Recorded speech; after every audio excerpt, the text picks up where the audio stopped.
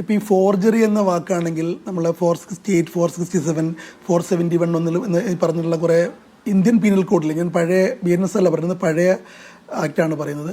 അത് പ്രകാരം വ്യക്തമായി പോലീസിന് ഇടപെടാം. കാരണം ഒരു കൃത്രിമമായി രേഖ ചമക്കുകയാണ്. ഈ രേഖ ചമയ്ക്കുന്നത് ബോധപൂർവം കള്ളവോട്ട് ചെയ്യാൻ വേണ്ടിയാണല്ലോ. അപ്പോൾ ഒരു ക്രിമിനൽ ഇൻറ്റൻഷനോട് കൂടി കൃത്രിമമായി രേഖ ചമയ്ക്കുന്നത് 467, 468, 471 എന്നുള്ള ഈ സെക്ഷൻ്റെ പേരിൽ കൃത്യമായിട്ട് വരുന്നതാണ്.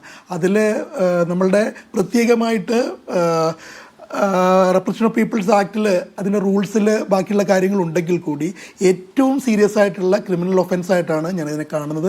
461 എന്ന് പറഞ്ഞിട്ടുണ്ടെങ്കിൽ ശേഷം ജീവപര്യന്തം വരെ തടവ് ലഭിക്കാവുന്ന ഒരു കുറ്റമാണ്.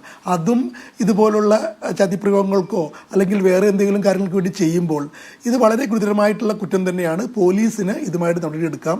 ഈ കാര്യങ്ങൾ ജുഡീഷ്യൽ ഈ പറയുന്ന ബന്ധപ്പെട്ട പോളിംഗ് ഓഫീസേഴ്സിൻ്റെ മുമ്പിൽ ഇത് വന്നിട്ടുണ്ടെങ്കിൽ അവർക്ക് ഇയാളെ വോട്ട് ചെയ്യാതെ തിരിച്ചയക്കാം. ഇയാളെ പോലീസിലേക്ക് റെഫർ ചെയ്യാം. ഇതുപോലുള്ള ഒരുപാട് നടപടിക്രമങ്ങൾ നമുക്ക് അവൈലബിൾ ആണ്. അതുകൊണ്ട് തന്നെ ഇന്ത്യൻ നിയമപ്രകാരം, ഇന്ത്യൻ പീനൽ കോഡ് പ്രകാരം വളരെ സീരിയസ് ആയിട്ടുള്ള ഒരു ക്രിമിനൽ കുറ്റമാണ് ഇതിനെ കാണുന്നത്. അപ്പോൾ ഇത്രയും മുതിർന്ന രാഷ്ട്രീയ പ്രവർത്തകരും അതുപോലെ നാട്ടിൽ അറിയപ്പെടുന്ന ആളുകളെല്ലാം ഒന്നിൽ കൂടുതൽ തെറ്റായിട്ടുള്ള തിരിച്ചറിയൽ രേഖ അതുപോലെ വോട്ടേഴ്സ് കാർഡെല്ലാം ഉണ്ടാക്കി എന്ന് പറഞ്ഞാൽ അത് കോടതിയിൽ തെളിയിക്കുന്ന പക്ഷം വളരെ സീരിയസ് ആയിട്ടുള്ള നിയമ പ്രശ്നങ്ങളിലാണ് ചെന്നുപെടുക. അവർ ജയിലിലേക്ക് പോടി വരുന്നൊരവസ്ഥയുണ്ടാകും. ഇത് കൺസേൺ പോലീസാണ് ഇതുമായി ബന്ധപ്പെട്ട് എടുക്കേണ്ടത്.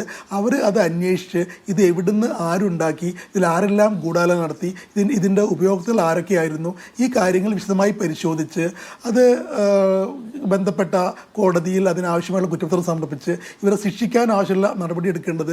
അല്ല, പക്ഷേ ഇത് തെരഞ്ഞെടുപ്പ് കേസുമായി ബന്ധപ്പെട്ട ഒന്നാണല്ലോ ദീപക് പ്രകാശ്. അതിനകത്ത് സർക്കാരിനും പോലീസിനും വളരെ സമയമെടുത്തുള്ള ഒരു നിയമ പരിശോധന, ഒരു അഡ്വൈസ് തേടൽ ആവശ്യമുള്ള ഒരു സംഗതിയാണോ, അതോ വേഗത്തിൽ സർക്കാരിന് ഇതിലേക്ക് ഇൻ ചെയ്യാൻ കഴിയുന്നതേ ഉള്ളൂ?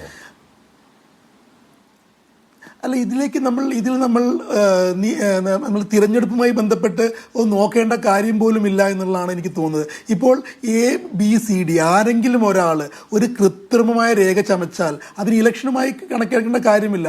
അത് ഇലക്ഷനിൽ കള്ളവോട്ട് ചെയ്യാനും ഇലക്ഷനിൽ നിയമം അനുവദിക്കാത്ത രീതിയിലുള്ള പ്രവർത്തനം നടത്താനുമാണ് എന്നുള്ള ഒരു തെളിവുണ്ടെങ്കിൽ പോലീസിന് അടിയന്തരമായിട്ട് നമ്മൾ എടുക്കാവുന്നതാണ്. കാരണം നമുക്കറിയാലോ, നമ്മളെ അർണേഷ് കുമാർ എല്ലാം കേസ് പ്രകാരം 7 വർഷത്തിൽ കുറവുള്ള ശിക്ഷ ലഭിക്കുന്ന കേസുകൾക്ക് വേണ്ടി മാത്രമാണ് നമ്മൾ പണ്ടത്തെ 41A പ്രകാരം നോട്ടീസ് കൊടുത്ത് നടപടികൾ നടത്തേണ്ടത്. ഇത് ജീവപര്യന്തം കിട്ടാത്ത ശിക്ഷയാണ്. അപ്പോൾ അതുകൊണ്ട് അവർക്ക് നേരിട്ടിട്ട് തന്നെ കേസെടുത്ത് ആളുകളെ ജയിലിൽ കൊണ്ടുപോയി മജിസ്ട്രേറ്റിന് മുമ്പ് കൊണ്ടുപോയി ഹാജരാക്കി നേരെ ജയിലിലേക്ക് അയക്കാൻ വേണ്ടി കഴിയും. ഇത് നമ്മളുടെ ഈ നിയമ നടപടിയുമായി ബന്ധപ്പെട്ടുള്ള കാര്യം തന്നെ ഇല്ല എന്നാണ് എനിക്ക് പറയുന്നത്. ഓക്കെ, നമ്മളുടെ പീപ്പിൾസ് സെപ്പറേഷൻ ആക്ടിലും അതിൻ്റെ ആക്സിഡൻറ്റ് റൂളിലും മറ്റുള്ള കുറേ കാര്യങ്ങൾ പറയുന്നുണ്ട്. കള്ള പേപ്പർ ഉണ്ടാക്കിയാൽ അത് കാര്യങ്ങൾ അത് വേറെയാണ്. പക്ഷെ അതിലേക്ക് പോകേണ്ട കാര്യമില്ല. നേരെ ഇപ്പോൾ ഇത് ബോധ്യപ്പെട്ട് കഴിഞ്ഞാൽ ഒരു FIR ഇട്ടിട്ട് അവർക്കെതിരെ ശക്തമായ നടപടി പോലീസ് സ്വീകരിക്കാവുന്നതാണെന്നാണ് ഇക്കാര്യത്തിൽ എൻ്റെ അഭിപ്രായം.